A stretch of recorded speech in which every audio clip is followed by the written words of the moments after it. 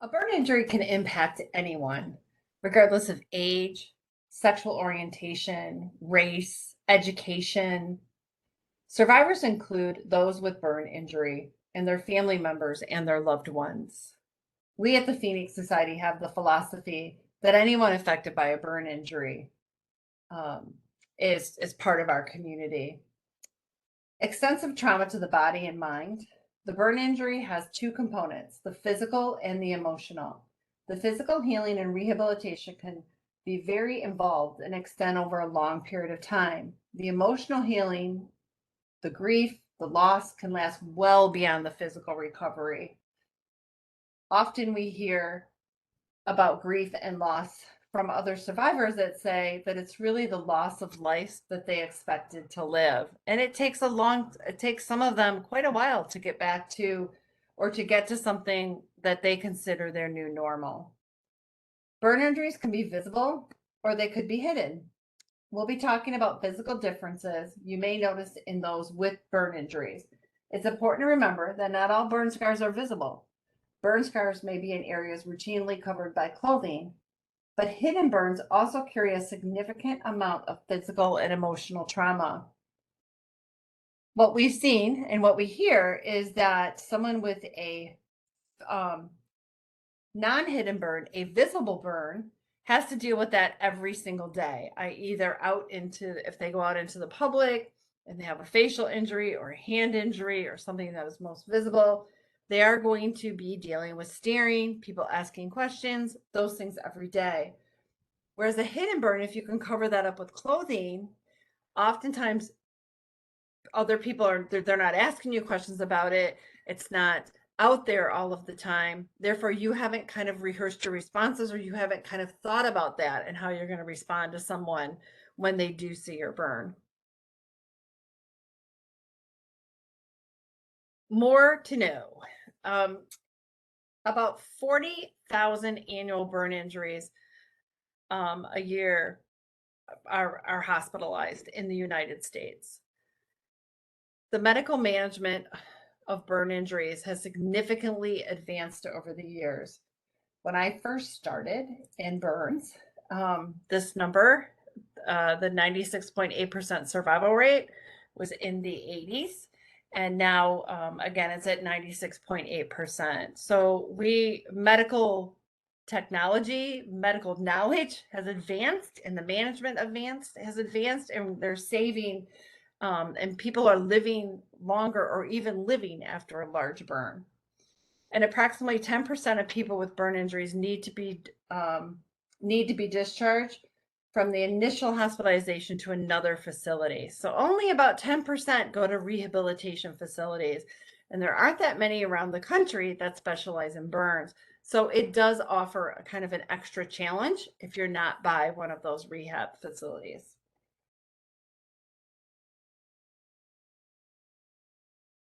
Like I said earlier, a burn injury impacts the individual, it impacts the family, the friends, the loved ones, and oftentimes the entire community, depending on what size of a community you come from. In SOAR, for instance, and SOAR is Survivors Offering Assistance in Recovery. It's a Phoenix Society program. We train all of the above to provide peer support to new families, friends, and loved ones who are going through this trauma. The majority of visits that happen in the hospital with our 90 hospital partners are with loved ones. Oftentimes the survivors, the patient is not ready to see another survivor at that time. They're just worried about surviving the accident as well as getting out of the hospital. But the family members, the loved ones, the friends, they're often want to know, what's the next step? What can I do to help? So oftentimes those peer support visits that are happening in the hospital are really to the family member. Then that family member carries that home and helps that survivor to then click into the SOAR program and receive peer support. The relationship that people have with somebody that sustains a burn injury is ultimately going to change after a burn injury. We hear about the impact of relationships between parents, parents and children, between spouses, between grandparents and grandchildren, classmates, coworkers, etc. Roles change and routines become disruptive. Spouses can become caregivers. Provide parents who are used to being having their children be independent are now providing care for teens and young adults.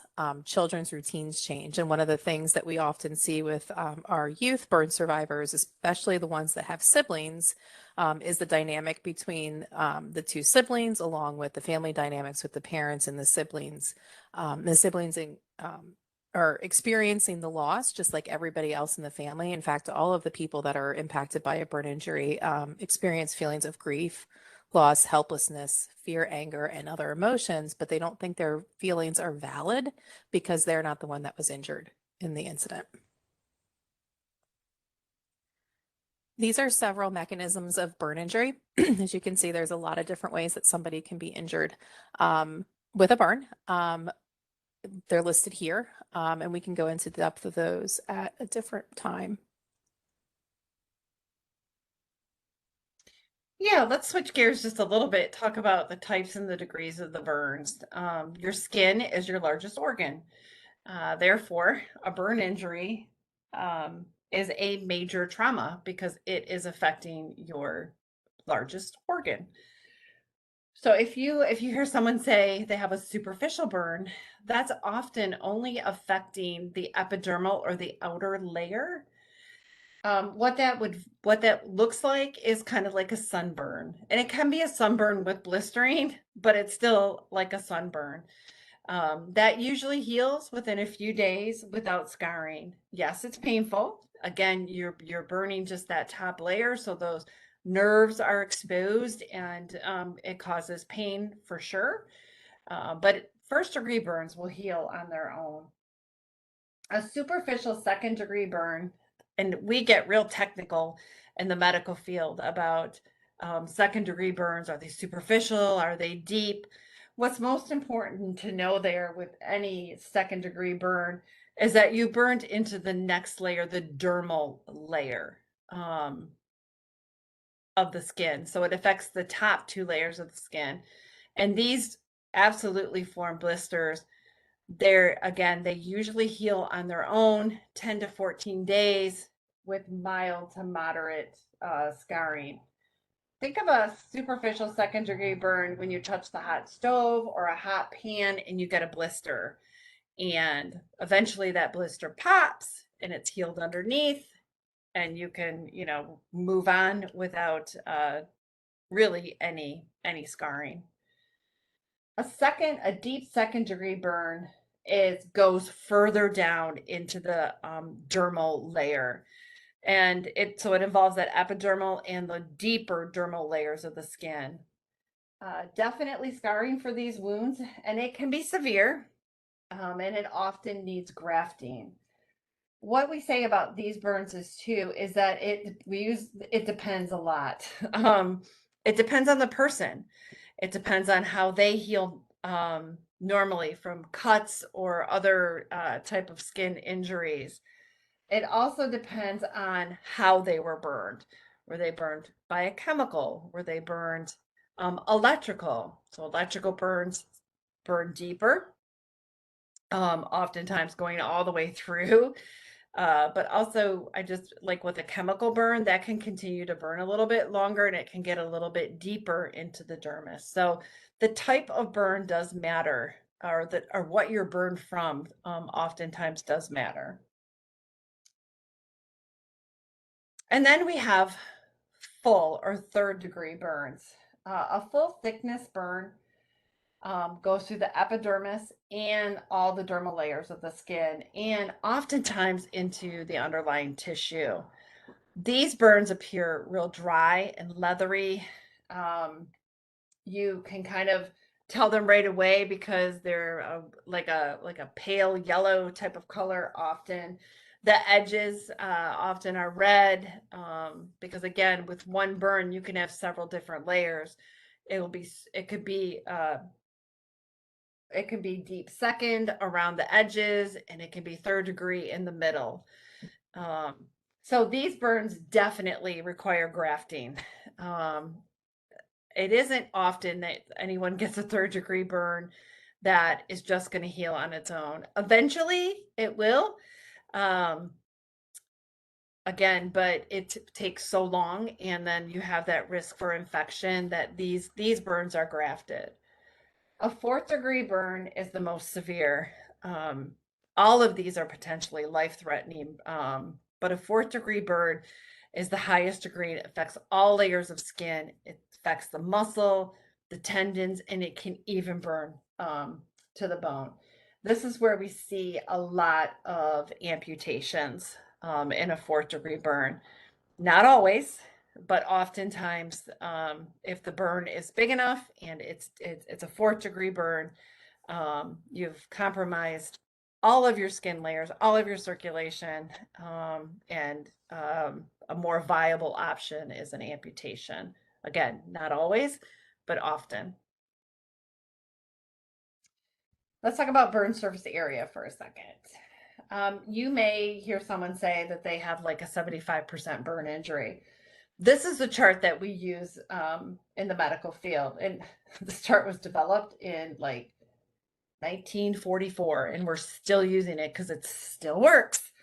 Um, so basically, what it is the front of the body and the back of the body. So the front is 18%, the back is 18%. This is called the rule of nines.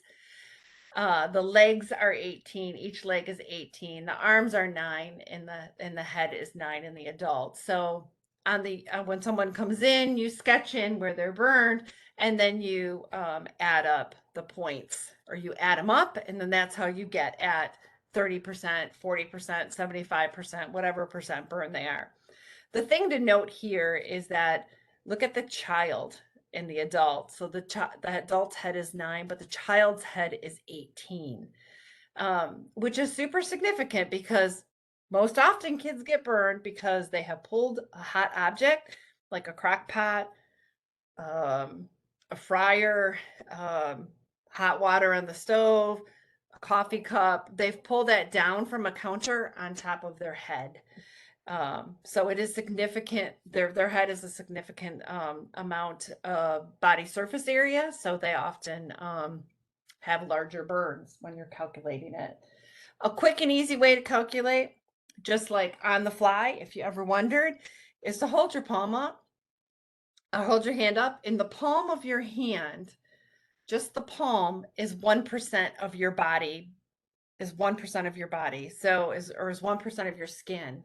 So if you lay your palm down on your body and you just count like 1, 2, 3 percentage, you're laying it there on your body over the burn, that will give you a rough estimate of the percentage. So your palm of your hand is 1% body surface area of your body. Just a quick little cheat. One of the reasons that knowing the percentage is important, particularly for medical providers, is because it dictates treatment courses. So if somebody that has a 10% burn or a 20% burn will receive a very different course of initial treatment and emergency treatment compared to somebody that might have a very large percentage burn. And so that's it's really important for the medical providers to know because it helps figure out how much fluid they might need for resuscitation. They kind of figures out what types of grafting they might need to do. So that's why that percentage is really important for everybody to have.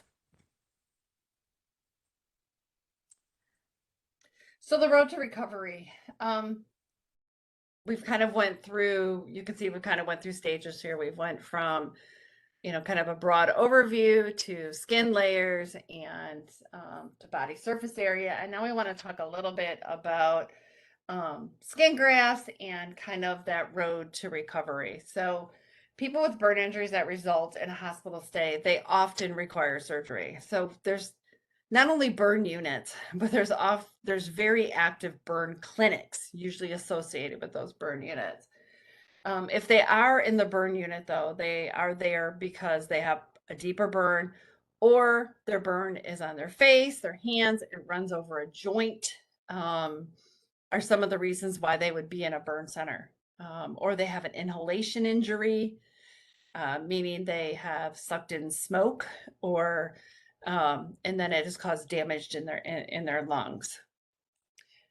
So there's the types of skin grafts. There's, again, they need surgery to have a skin graft. So they take the donation of healthy or uninjured skin, and they like most often on your leg, your scalp, any real area that is uninjured. They remove that top layer and a little bit into the dermis, and then they put that over a clean wound bed of your burned area. So that's called an autograft. So they take it from a place on your body and they put it on your body over the burned area. What happens when they do that, though, when it heals, is they take a small piece of skin, and to make it larger, they put it through something called a mesher. What the mesher does is it leaves a pattern, like a diamond pattern. Again, a mesh type of pattern. If you think of fishnet kind of hose or something like that, that kind of a pattern to make it bigger. And then they put that on the wound so they can cover more area. So oftentimes a skin graft will have a mesh type of an appearance. Skin grafts that do not have a mesh type of appearance, they try to use those on more visible areas, where they just take the skin and then they move it. And again, they want that on areas that might be facial, neck, kind of a more visible area, to get them really the most smooth, aesthetic look that they can. Oftentimes there's amputations, which again lead to prosthetics, and I know that Megan will talk about that a little bit. Oftentimes in burns, you see a tracheostomy, which is a breathing tube, actually, in the front of your neck and your trachea, that long term helps you to breathe while your lungs are healing. There are a lot of inhalation injuries along with a burn injury. So they've been in a fire where they have sucked in the smoke and burnt their lungs as well as their skin. A little bit about reconstructive surgery. There's oftentimes, especially if a burn is over a joint, that they need to do reconstructive surgery. Things get tight. The skin can get so tight because grafts do not necessarily grow, especially they don't grow. So with a child, they have multiple surgeries throughout their childhood, teenagehood, and adulthood, to release those grafts and allow movement, for fingers and anything over a joint. And then I talked about skin grafting and then tissue expanders. It's hard to kind of explain tissue expanders without having a photo, but I'll do my best here. It is where the medical team will take an area, oftentimes on the head, shoulder, I've seen it on the shoulder as well quite a bit, where they inject saline into that area a little at a time over a period of time, weeks, usually, to expand the skin, to bubble. It looks like a bubble on the skin as they're expanding the skin. What they're doing there is they're expanding the skin so that when they remove that, they have more skin to work with. That is not as common, but it is used often in kind of cosmetic type of areas because they want a bigger surface of skin without having to mesh it. So that's why you would use that. So it just makes a bigger sheet graft. The sheet graft is the word I was looking for earlier to explain a graft that does not have meshing. So there's often all types of different skin grafts, and they use them acutely as well as in reconstruction. We've also heard quite a bit in our virtual support groups, as well as through different relationships that we have with our hospitals, and hearing from survivors as well about the advancements in laser surgery. And that's really helped people with their scar appearance, the texture, the tightness, the itching, the pain, etc. And so there's been just a ton of advancements over the years about the reconstructive surgery of a person post burn injury. So you may see people that have reconstructive surgery early, like very close to the time that they were burned. It could also, they could be candidate for reconstructive surgery, 20, 30, 50 years after they've been burned. We have a survivor in our community that is in her 60s and was burned as a child, and she hasn't had to have a release in years and years and years, and she just actually had to have her neck released. And so, people sometimes are surprised that the surgeries can continue very late, as life goes on, but that's part of living with the burn injury, is making sure that the areas of the body are functional and able to freely move, and that the skin is in good condition, including the skin grafts. Oftentimes, I didn't say this earlier too, but oftentimes it's more than one surgery to release or to get them the motion that they need to get. So this particular person that Megan is talking about, she's actually had to have 3 surgeries for a release to get the mobility that she's looking for in her neck area.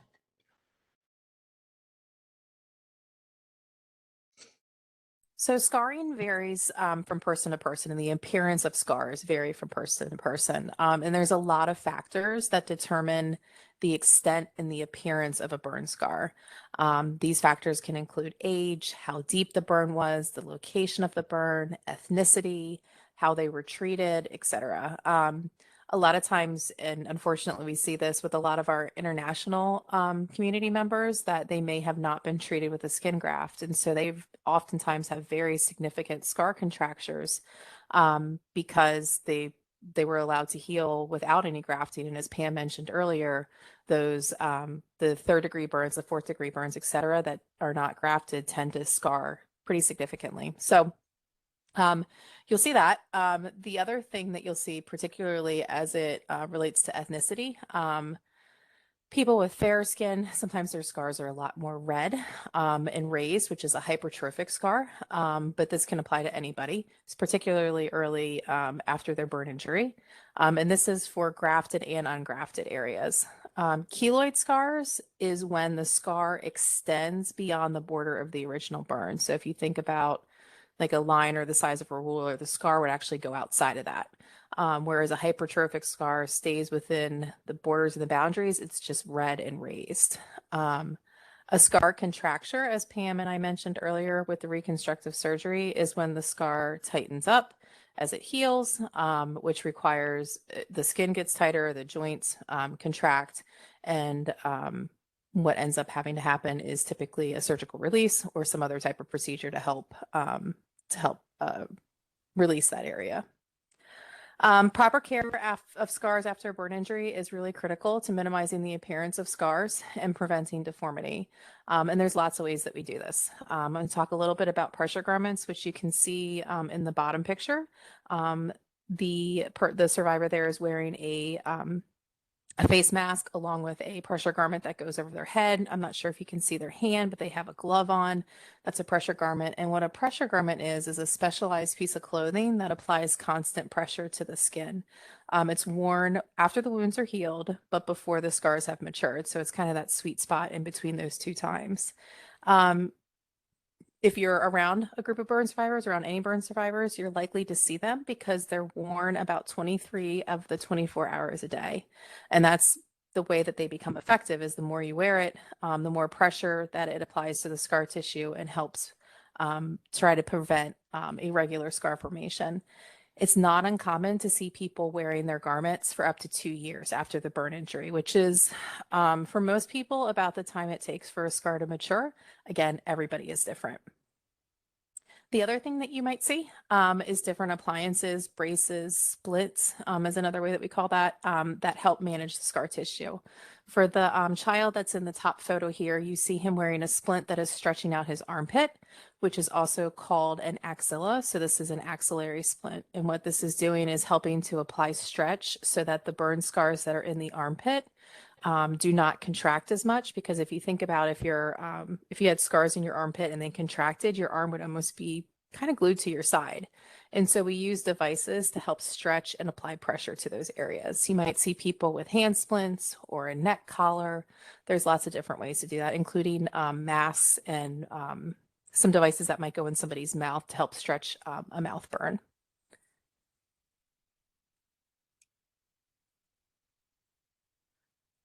Amputations might be necessary in cases of very deep burns. Those ones that Pam described earlier, definitely the 4th-degree burns. If the burn goes down through the muscle and or the bone, typically we see amputations with electrical burn injuries, but we've also seen them with flame injuries, any type of injury where the burn goes down deep. And if you think about your extremities, particularly your hands and your feet, the skin is very thin in those areas. And so that's why those areas are at higher risk for amputation, because there's not a lot of barrier between your skin and then your bones and your muscle. You can also see people that might have amputation of their ears and the cartilage in their ears. Perhaps their nose may have been burned if they have a facial injury. When we gather people together, so with those types of injury, there's a lot of things that people can do. You might see if somebody has a leg injury or leg amputation or an arm amputation, you might see wraps on their limbs that helps control swelling, prepare them for prosthetic use. You might see people with prosthetics, and there's a lot of really cool prosthetic devices that are out there these days. Prosthetics doesn't just mean something for the leg or for the arm. You can also have prosthetics with an ear or a nose. And so people have, there's been advancements that's really cool. I mean, they'll have a realistic looking prosthetic ear, and it attaches by a magnet. Same thing with a nose. And they're just attached by magnets. And so when you see people gather together, like at our Phoenix World Burn Congress, you might see people take off their ears and their nose. And at first it might be a little surprising, but they often feel comfortable enough to take those things off. Wigs is another one. If somebody was burned on their scalp, they may have hair loss and they may choose to wear a wig. Everybody's different. I will say that a lot of people that have upper extremity or arm amputations may not use a prosthetic for their arms because they often have adapted to not need a prosthetic. And so they actually are more comfortable and higher functioning without the prosthetic.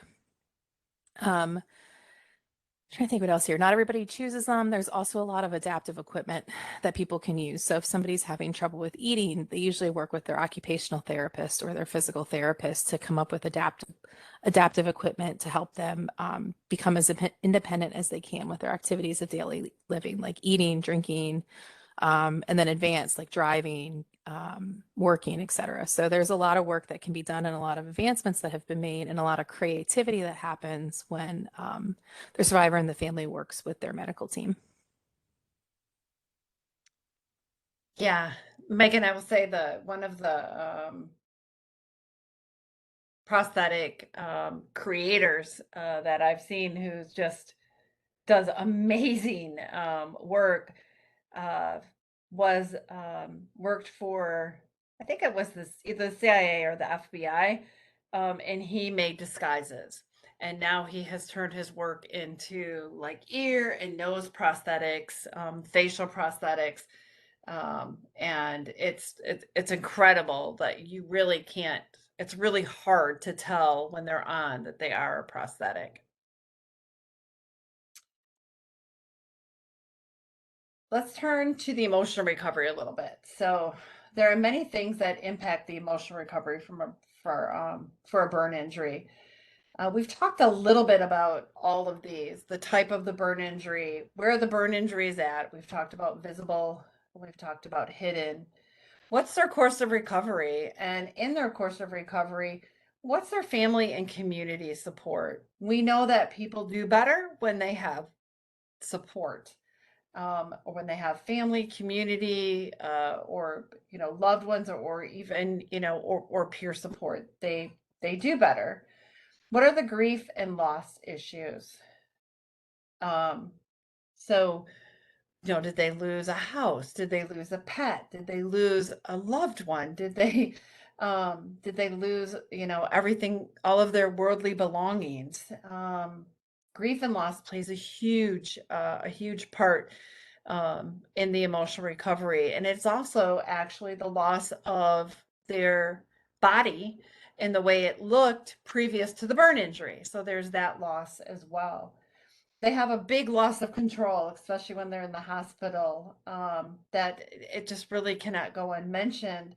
And one of the things that really helps people to get to move through and start to heal emotionally is to give them back that control, give them choices of when they want to do therapy. Not that they can't do therapy, but do you want to do it at 9 o'clock or do you want to do it at 10 o'clock? So there's a lot of negotiation when it comes to burns and working around pain and working around itch and all of those things too. There's also a loss of independence. Oftentimes with a burn injury, we hear this often that people were, adult kids, they were living on their own, and now they may have to move back in with their parents. And then that whole kind of loss of independence with that. You can't move like you could. You have pain. You might not be able to do early on in an injury some of the things that you did before. So it's kind of that loss of independence, loss of control. There are peer support programs at the hospital or in the community that can help with that. The SOAR program here at the Phoenix Society is one such program that's in over 90 hospitals, 90 burn centers across the country. Community reintegration programs are very important. Returning to work, returning to school programs are really important, and just really helping people to understand that they can resume to their pre-burn activities. Some of them. um, Many, though, have returned to pre-burn activities because someone said they couldn't. Like a loved one or a physician said, oh, I don't think you'll be able to do that because of your finger amputations. And lo and behold, they're a woodworker again, or they have a clock repair business, or they're playing sports that someone has just assumed that they can't do. So um, I never count anyone out. Let's put it that way, or any achievement out at all. Recovery is a long process. We often hear all the time from survivors, okay, I thought I just had to get through this physical, but there's this whole emotional recovery that's even harder than the physical because it often happens and starts when they get home.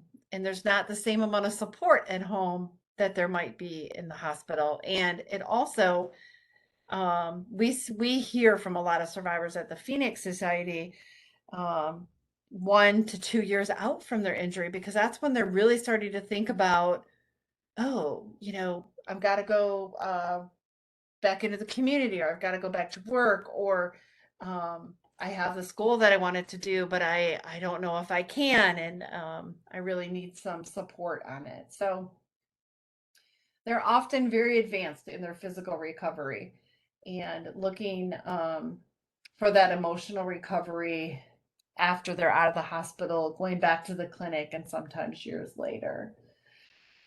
One of our programs, the Journey Forward Kit, which just got out of pilot, really hits that whole gap between hospital and home and keeping people connected, because we know when they leave the hospital and they transition home, they're going to need the Phoenix Society. They're going to need emotional and psychosocial support well down the road into their journey. So keep getting them connected to a burn community early is of the utmost importance. Anniversaries, any other milestones, those trigger memories or feelings of grief and loss. Oftentimes you'll see on our social media, you'll see articles in our resource marketplace about anniversaries and how that triggers memories and how that day is really hard for some people. Some people celebrate that day as a rebirth. But there's several different kind of triggers like that. The first time someone experiences an open flame, like a campfire or a candle burning when they were burned by an open flame. Those are all triggers and all things that can happen years and years after the burn injury. Kids are a special kind of challenge because they're going through growth and development. I think of myself as a teenager, and then you add a burn injury on top of that, or a kid, and then you add a burn injury on top of that. You are experiencing life. You are going through your own through the growth and development stages, along with having a burn injury. So it's compounded for kids. Again, if you want to learn more about the emotional recovery, please go to the resource marketplace on our website. There's just a plethora of videos and articles and webinars, and we'd be happy to point you in that direction too, to the ones that are most common. So, the survivors and honestly, really any human, physical space and boundaries are really something important to keep in mind. And this is when we are in person or we're interacting with the survivor group. So one of the things is hugs. So not everybody likes a hug. There's some alternatives on ways that we can greet each other, particularly burn survivors. Sometimes it's like a sensation. A compromised sensory system that they don't enjoy hugs. It might actually be very uncomfortable for them. So there's different ways to show that through handshakes, high fives, a side hug, an elbow bump, etc. Those are especially more appropriate for kids, teens, young adults, etc. When we are in person, though, there are people that absolutely love hugs, and so you will see that there's a lot of people hugging.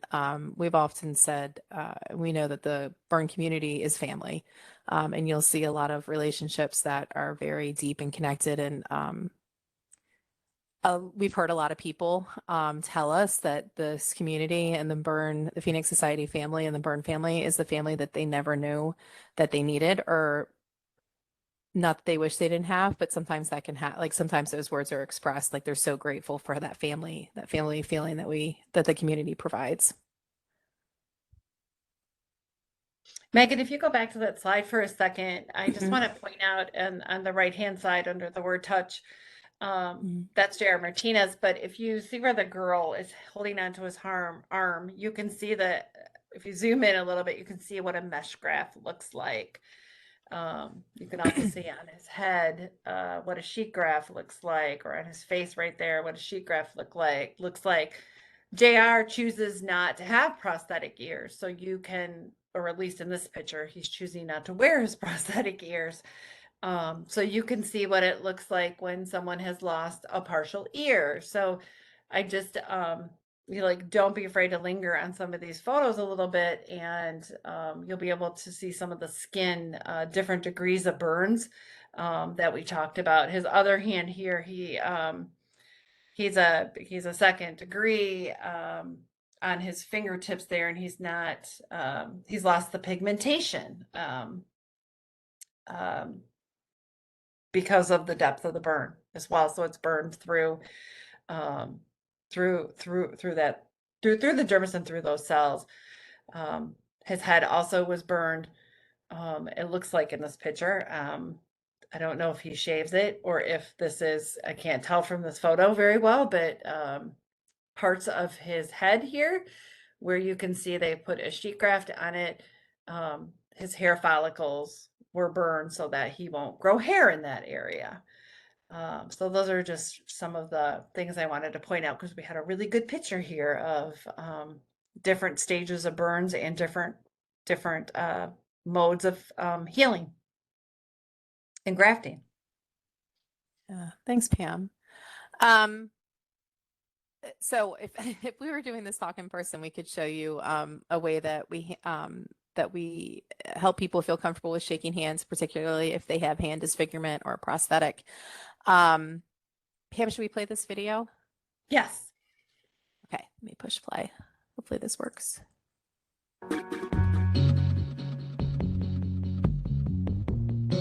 I'm Alberto Scanassi. I'm the Chief Medical Officer at Moss Rehab in Philadelphia. And this is my story of how disability etiquette can go wrong. In my role as an educator, I have been very fortunate to be invited to lecture across the world.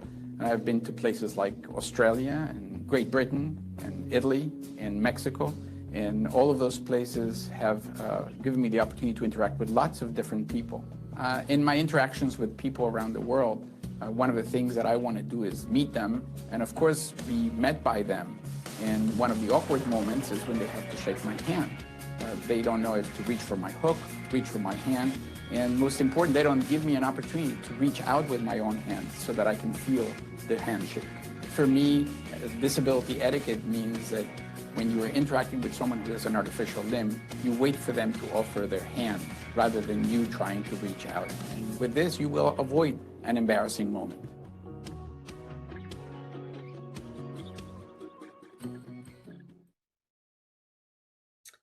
So basically what this video is saying is what we say often, and just take the lead from the survivor. Take the lead from the person who has the burn injury. If they shake hands, they will extend their hand. And then they showed you how to do that. So it is about taking the lead from the survivor. Oftentimes that is also the verbal lead from them. It is okay to ask them, do you mind if I ask you what happened? And if they don't want to talk about it, they will let you know that they don't, want to talk about it. They don't want to share that. And it's just respecting their lead. So we hear, oops, Megan, do you want to go to the next one or is it stuck? Stuck. Okay, there we go. We hear a lot of different terms used to describe people. I feel like I've heard them all, but disabilities, handicaps, special needs, um, differences in appearance, crippled, etc. There's a ton of different terms that are out there. I just really want to caution you to not use labels or use them very carefully. Not everyone uses the same terms, and some people prefer not to use labels at all. One that we're pretty sensitive to here at the Phoenix Society is the word victim. Our membership prefers and sometimes gets a little riled up if they're called a victim. They prefer to be called survivors. And oftentimes we have synonymously used the word thrivers. So that's kind of the word of the choice. They've moved beyond the victim stage of a burn injury, and they're really moving on with life and surviving, and like the word survivor. So also, when in doubt, really talk about the condition. So it's better to say the person who uses crutches, the person or the people in wheelchairs, or facial differences, um, or appearance differences, or differences in appearance. That way, you kind of avoid some of the labels that I talked about um, earlier on the slide. Another reason why the word victim is really not appreciated by our membership, as it feels like it's a threat, or it's not comfortable, and it feels like an unsafe term. So it also has a lot of negative connotations, and oftentimes there are stereotypes and assumptions that are made with the word as well. We do have a resource at the end of this that I encourage you to check out. It's from Face Equality International Work. They're a valuable partner and they advocate and raise awareness of burn bias. They have one of the best compilation handout about biases, and they talk a lot about the language that we use, and I really encourage you to check that out. It's kind of we've kind of adapted that as well here at the Phoenix Society, and follow that closely as well.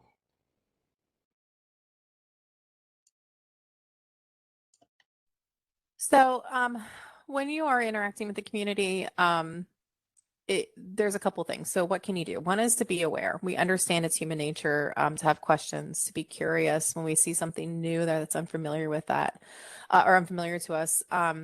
We're showing you photos today and offering this educational opportunity so that you will be aware of your personal reactions when you're interacting with survivors. Looking is okay, and we hear from survivors that they, like Pam mentioned earlier, they prefer to be asked about their appearance instead of just being stared at, pointed at, ignored.